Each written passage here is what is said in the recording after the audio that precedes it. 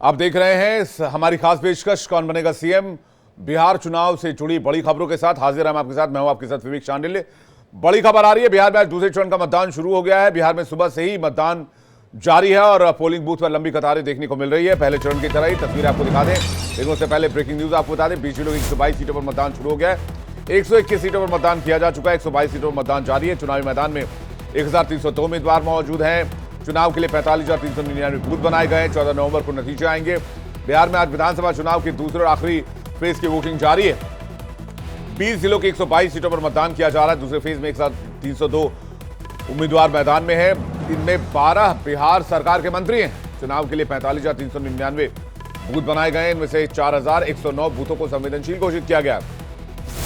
संवेदनशील बूथों पर शाम 4 से 5 बजे तक वोटिंग होगी, जबकि और बूथों पर शाम 6 बजे तक मतदान होंगे। नतीजे 14 नवंबर को आएंगे। दूसरे फेज में राज्य के 3,70,00,000 मतदाता उम्मीदवारों की किस्मत का फैसला कर रहे हैं। इधर वोटिंग को देखते हुए भारत नेपाल सीमा पर निगरानी बढ़ा दी गई है। बॉर्डर को 11 नवंबर की रात तक सील कर दिया गया है।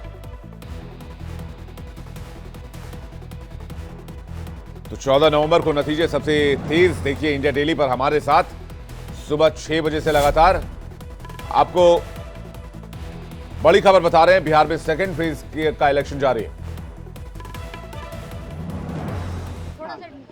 लोकतंत्र की यही खूबसूरती है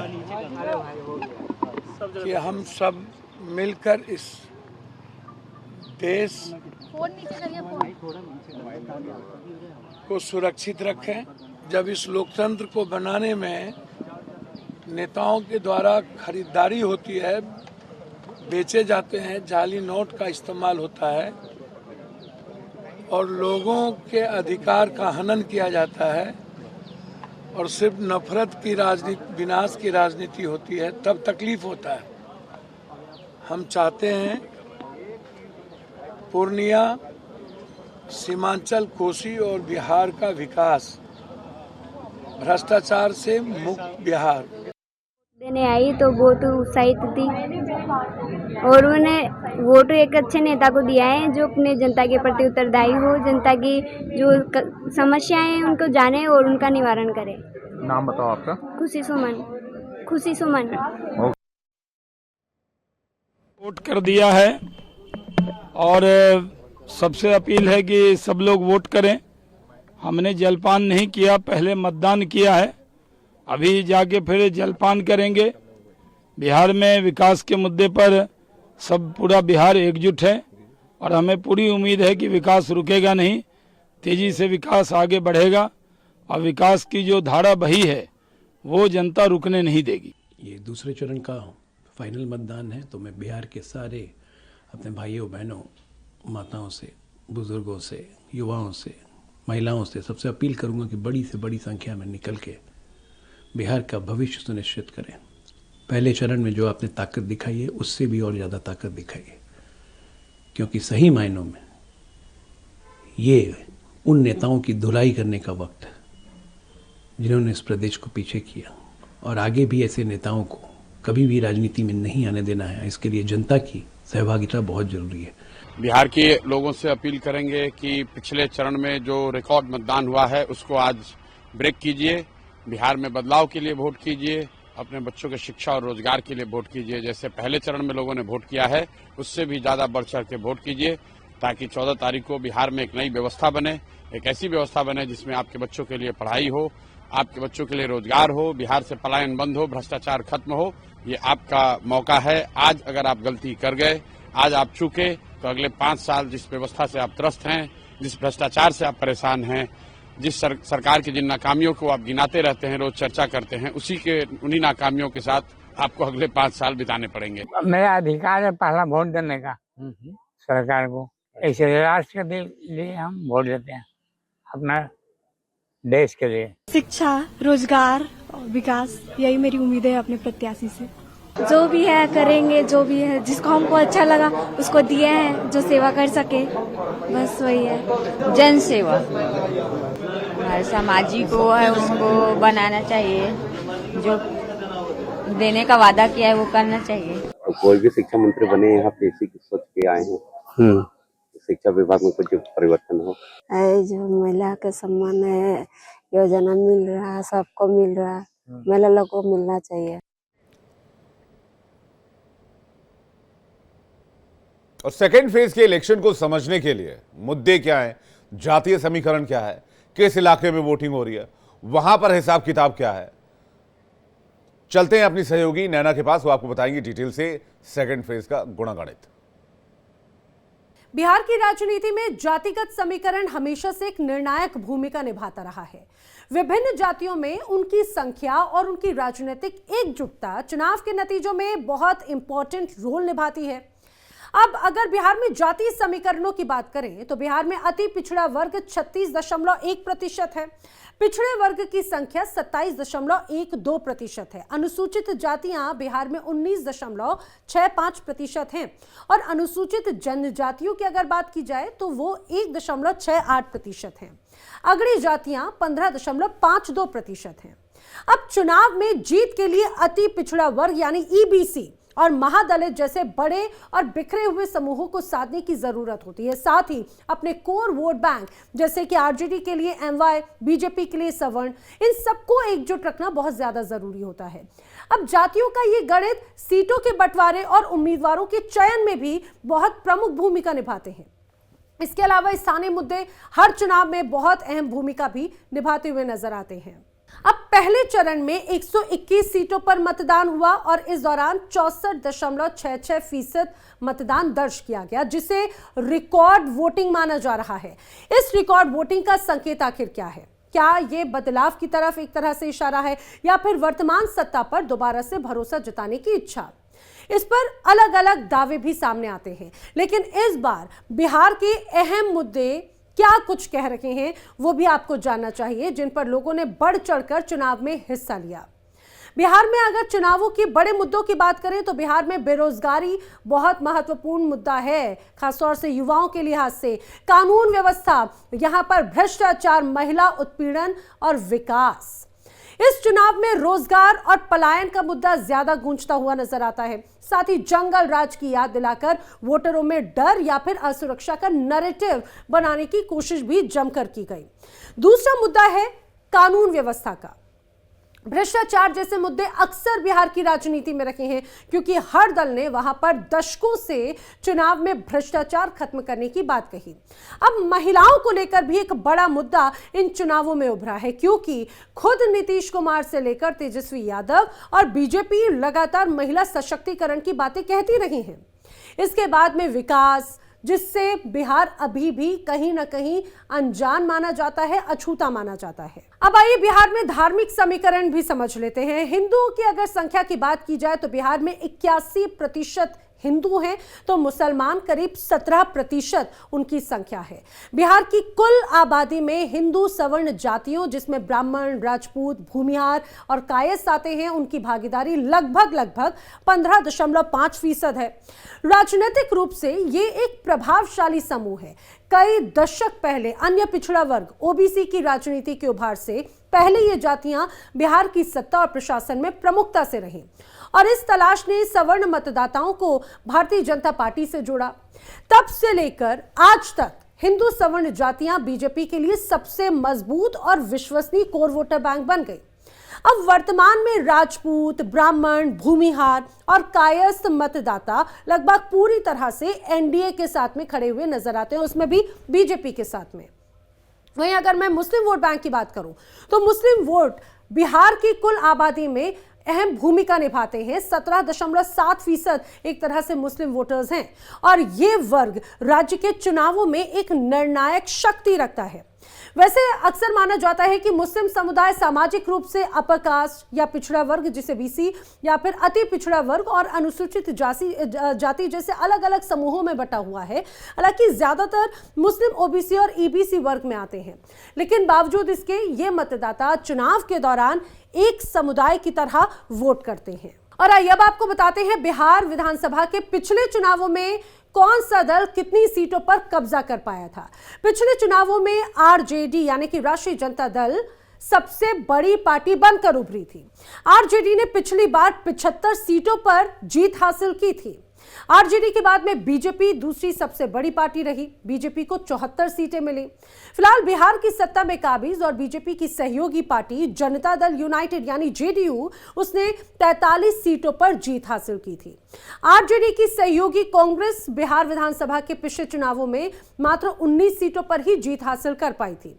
इसके अलावा वर्तमान में एनडीए का प्रमुख हिस्सा लोक जनशक्ति पार्टी सिर्फ 1 सीट जीतने में कामयाब रही, जबकि अन्य पार्टियां और निर्दलीय प्रत्याशियों की अगर बात करें तो 31 सीटों पर एक तरह से जीत उनकी तरफ से दर्ज की गई थी। बहुत बहुत शुक्रिया नैना समझाने के लिए कि बिहार में समीकरण क्या है। लेकिन इस बीच एक बड़ी खबर आ रही है, उसका रुख कर लेते हैं। बड़ी खबर यह कि सेकंड फेज के वोटिंग टर्नआउट का पहला ट्रेंड सामने आ गया है, वो आपको बताते हैं। बंपर मतदान चल रहा है। खुशी की खबर आपको बता दें, अररिया में 15% से ज्यादा वोटिंग है सुबह 9 बजे तक। अरवल में 15% के लगभग वोटिंग है। औरंगाबाद में 15% से ज्यादा 15.43% मतदान है। बांका में सुबह 9 बजे तक 15.14% मतदान है। भागलपुर में सुबह 9 बजे तक 13.49% वोटिंग हुई है। इस वक्त की बड़ी खबर आपको बता दें, वोटिंग टर्नआउट जो है वो सुबह से अभी तक की जो है वो सामने आ गई है। आपको डिस्ट्रिक्ट वाइज भी मैं डेटा बता देता हूं।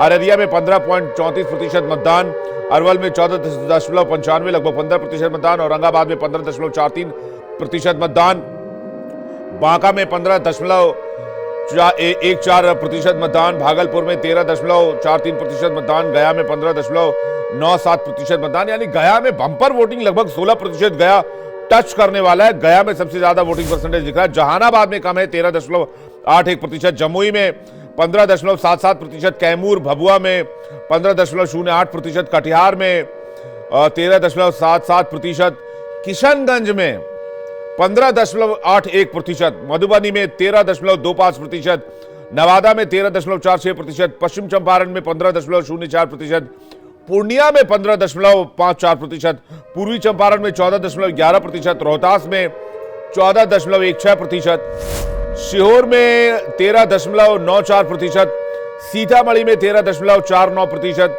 सुपौल में लगभग 15% का मतदान। तो ये मतदान के आंकड़े जो है वो बता रहे हैं कि सुबह से लोगों ने बम्पर मतदान करना शुरू कर दिया है। वोटिंग मशीन तक पहुंच रहे हैं लोग और जमकर ईवीएम का बटन दबा रहे हैं। फर्स्ट फेज में जो वोटिंग परसेंटेज था, क्या उसका रिकॉर्ड भी इस बार बिहार की जनता तोड़ देगी? पहले चरण के मतदान का रिकॉर्ड क्या जनता तोड़ देगी इस बार? ऋतु हमारे साथ इस वक्त जुड़ रही हैं, वॉर रूम से सीधे उनके पास चलते हैं और जानते हैं कि ये वोटिंग ट्रेंड क्या कह रहा है। क्योंकि पिछले बार फर्स्ट फेज के इलेक्शन में जब हमने सुबह सुबह आपको ये आकलन बताया था कि इस बार बंपर मतदान होने जा रहा है और हमारी ये जानकारी बिल्कुल सटीक बैठी थी। बिहार में सारे रिकॉर्ड तोड़ दिए बिहार की जनता ने पहले चरण के मतदान में। तो क्या पहले चरण का रिकॉर्ड भी ऋतु इस बार दूसरे चरण में सेकंड फेज में टूटने जा रहा है? अभी तक के वोटिंग परसेंटेज काफी एक्साइटमेंट वाले हैं और काफी अच्छे हैं।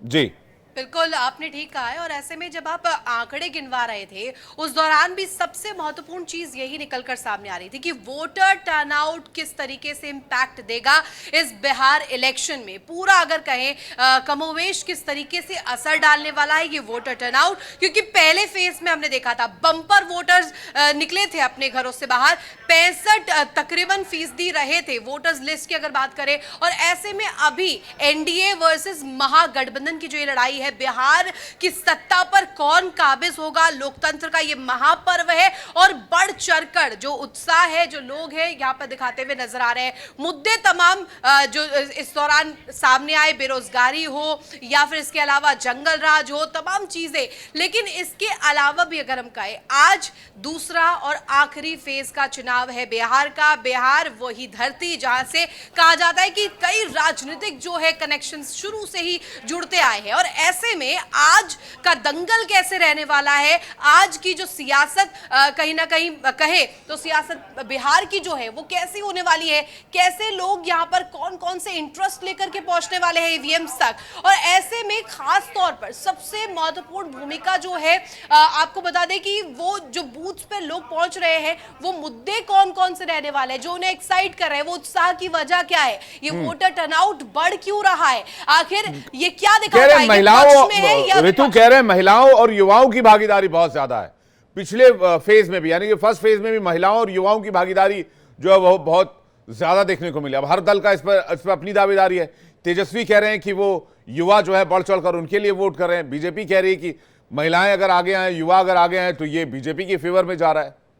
बिल्कुल आपने ठीक कहा। और ऐसे में सबसे इंपॉर्टेंट पॉइंट अगर मैं यहाँ पर अगर हाईलाइट करना चाहूँ, हाईलाइट पॉइंट ये है कि शराबबंदी वो एक ऐसा फैसला जो कि महिलाओं के पक्ष में लिया गया था, महिलाओं के इमोशंस, उनके सेंटिमेंट्स को झांकते हुए लिया गया था। और मुझे ऐसा लगता है कि ये जो पॉइंट है ये जॉट डाउन किया था एनडीए ने सबसे ज्यादा इसी पर बिहार इलेक्शंस के दौरान भी, कैंपेनिंग के दौरान भी किया था। और अब अगर बात करें तो बिहार में सेंटिमेंटल, जातिगत फैक्टर हो, ये तमाम फैक्टर्स जो है वो भी कहीं ना कहीं महिलाओं को लेकर आ रहे, चाहे वो किसी भी वर्ग से हो, किसी भी उम्र में हो, लेकिन वो आ रही है ईवीएम सेंटर्स तक।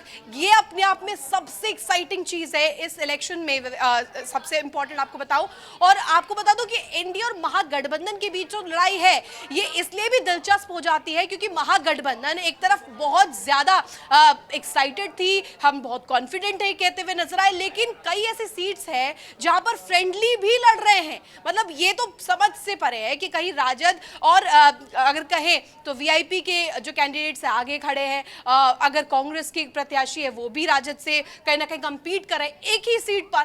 ये भी बहुत एक्साइटिंग हो जाता है और ये दिखाता है, दर्शाता है कि एनडीए आखिरकार जो जंगल राज को लेकर के महागठबंधन को पूरी तरीके से घेरा करती थी उसकी असल वजह। सुरेंद्र कुमार, ऋतु आपके पास वापस लौटेगी। आपने बहुत इंपॉर्टेंट पॉइंट्स यहां पर रखे और जो मुद्दे आपने उठाए हैं।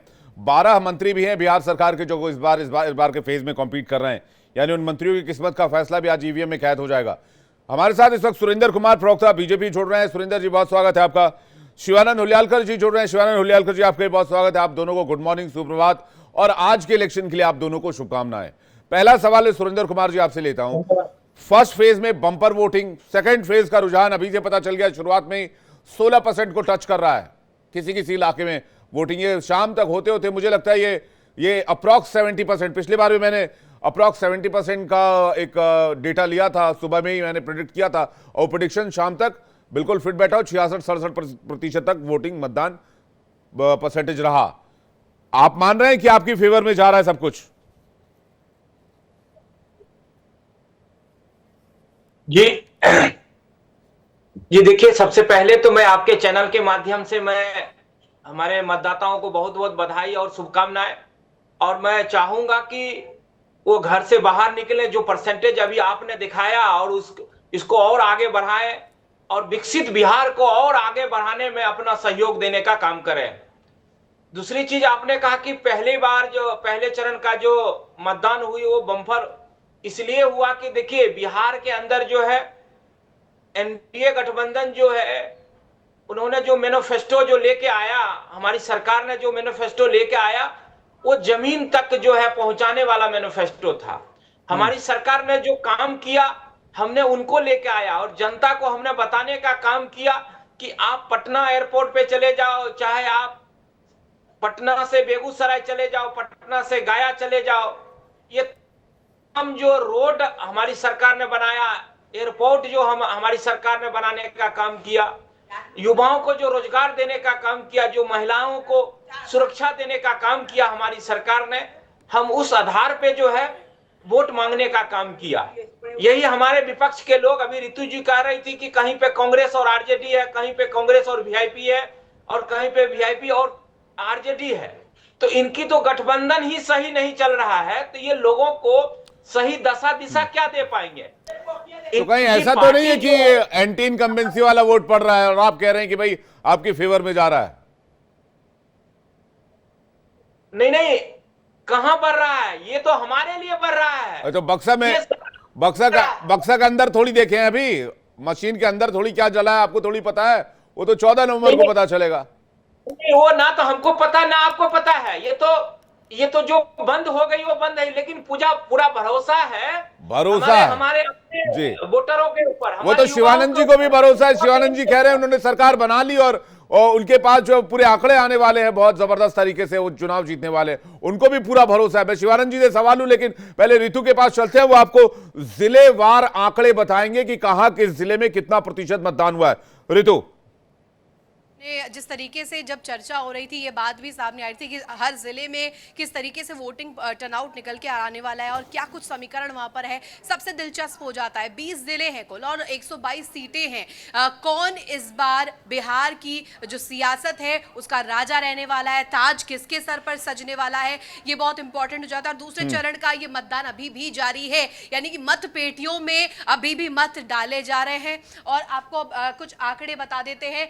उसके साथ साथ अररिया की बात कर ले, 15.34% यहां पर वोटिंग अभी तक हो चुकी है, जो कि सबसे ज्यादा इंपॉर्टेंट यही वोटर टर्नआउट है। अरवल की बात कर ले, 14.95%, जो कि अपने आप में हैरतअंगेज है। अभी समय आप देखिए और साथ साथ आप वोटिंग टर्नआउट देखिए। औरंगाबाद देखिए, 15.43% अभी तक हो चुका है। अभी लगभग अगर मैं समय देखूं तो 10 बजे के तकरीबन है और अभी ये आंकड़े अपने आप में बहुत एक्साइटिंग वोटर टर्नआउट निकालकर सामने दिखा रहा है। और ऐसे में ये कहीं ना कहीं बड़े सवाल इसलिए भी खड़े करती है कि आखिर ये जो वोटर निकल रहे हैं ये किस मत से निकल रहे हैं, ये सरकार के पक्ष में निकल रहे हैं या उनके खिलाफ वोट कर करके आ रहे हैं, यानी एंटी इनकम्बेंसी का फैक्टर यहाँ पर प्रभावी है। ये नोट करना बेहद जरूरी है। बिहार का जो ताज है वो किसके सर सजने वाला है, ये इंपॉर्टेंट बात है। और ऐसे में आज लोकतंत्र के इस महापर्व में कौन विजयी रहता है ये तो 14 तारीख को पता चलेगा। ठीक है रितु, आपके पास वापस लौटेंगे, शिवानंद जी के पास चलते हैं।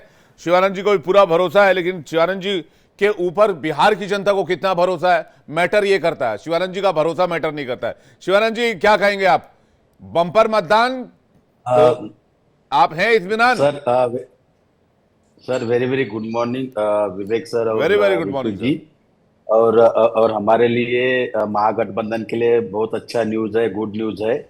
और इसके पहले 121 जो कैंडिडेट जो इलेक्शन हुआ उसमें 92 कैंडिडेट हमारा चुन के आ रहे हैं। हमारे सर्वे हमने जो हमारे टीम लगे हुए हैं हर जगह, वो चोर गद्दी चोर, वो बहुत सक्सेस हुआ है। और हमने सर एक ही बात रखे है कि 20 साल से नीतीश कुमार जी है और 11 साल से मोदी साहब है, ये दोनों ने 70,000 करोड़ का भ्रष्टाचार किया, युवा युवती को रोजगार नहीं दिया, पलायन रोका नहीं, आज भी लॉ एंड ऑर्डर फेलिवर है, शराब घोटाला बड़े मायने में है और दिन दहाड़े हत्या होता है। तो इसलिए सर हमने माई योजना 2500 और अभी जो 122 है सर उसमें हमारा 65 चुन के आएंगे। और इसके पहले जो हुआ है तो मतलब आपके हिसाब से अगर 243 में आप फर्स्ट फेज में जीत रहे हैं 92 और इधर 122 में से कितना क्लेम कर रहे हैं आप? यहाँ सर 65 है, 65 क्लेम कर रहे हैं। तो कुल मिलाकर आपका जो हो गया ये हो गया 157 सीट जीतने जा रहे हैं आप, ये कह रहे हैं आप? जी जी। और दूसरी बात सर, हमने पूरी तरह से अलर्ट रहे हैं हर बूथ पे, हर यहाँ आरजेडी, मतलब ऐसा क्या कर दिया आप लोगों ने कि 157 सीट आपको मिल जाएंगे 243 में से? सर युवा युवती को रोजगार दे रहे, सरकारी नौकरी दे रहे, हमने माई योजना 2500, वो तो हरियाणा में भी दे रहे थे आप।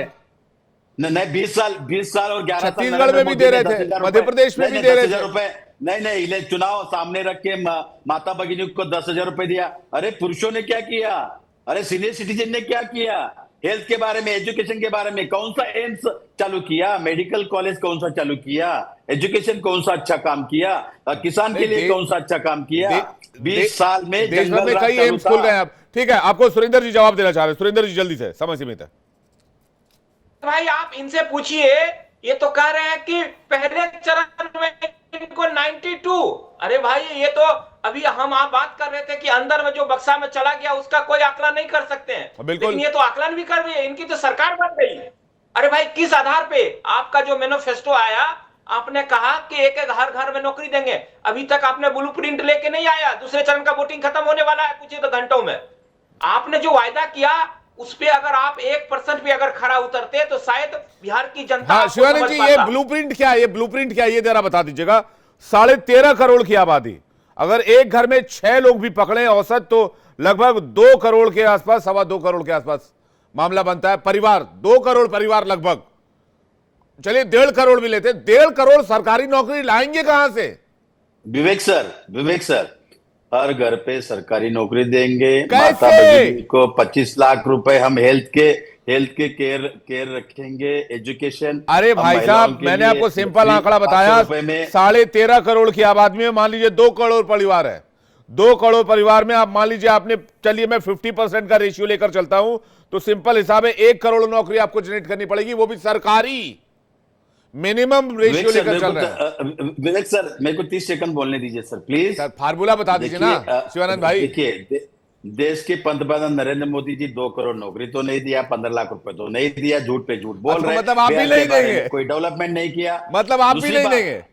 देखिए सर, 17 महीने में तेजस्वी यादव जी और कांग्रेस पार्टी ने 5 लाख सरकारी नौकरी दिया है। सर ये झूठ है क्या? ये झूठ है। और हम देंगे, हम बिहार के लिए। और आरोप तो ये है कि बदले में जमीन भी लिखवाया, उनका बेटे का बदले में जमीन लिखवाया, ये आरोप है कि नहीं? नंगे तलवार। अरे शिवानंद भाई, बदले में जमीन लिखवाया, ये आरोप तो है ना? सर सुनिए, land for job scam. Sir वैसा 2002 का गोधरा कांड है, अमित शाह जी तड़ी पा रहे, तो हम कुछ बोल रहे हैं क्या सर? हम कुछ बोल रहे हैं?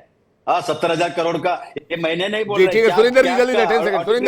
सुरेंद्र जी 70,000 करोड़ का फ्रॉड किया है के बारे में कुछ भी। चलिए, माहौल गर्म है बिहार इलेक्शन को लेकर। उधर जनता धकाधक बटन दबा रही है, और किसके हक में दबा रही है ये 14 तारीख को पता चलेगा, लेकिन बटन दब रहा है सुरेंद्र जी और शिवानंद जी, दोनों का नाम एस से शुरू होता है। शिवानंद जी और सुरेंद्र जी दोनों को बता दे, धकाधक बटन दब रहा है, किसके फेवर में दब रहा है ये कोई नहीं जानता है। 14 तारीख को पता चलेगा। बहरहाल आप दोनों मेहमानों का बहुत शुक्रिया हमारे साथ जुड़ने के लिए और अपना कीमती वक्त देने के लिए। कवरेज लगातार जारी है, बिहार इलेक्शन से जुड़ी हर एक अपडेट, हर एक ब्रेकिंग न्यूज आप तक पहुंचाएंगे। फिलहाल एक छोटा सा ब्रेक ले रहे हैं। ब्रेक में जाने से पहले आपको बता दें, इंडिया डेली अब आपके स्मार्ट टीवी पर भी मौजूद है। इंडिया डेली 24/7 अब आप देख सकते हैं अपने स्मार्ट टीवी पर लाइव और लगातार।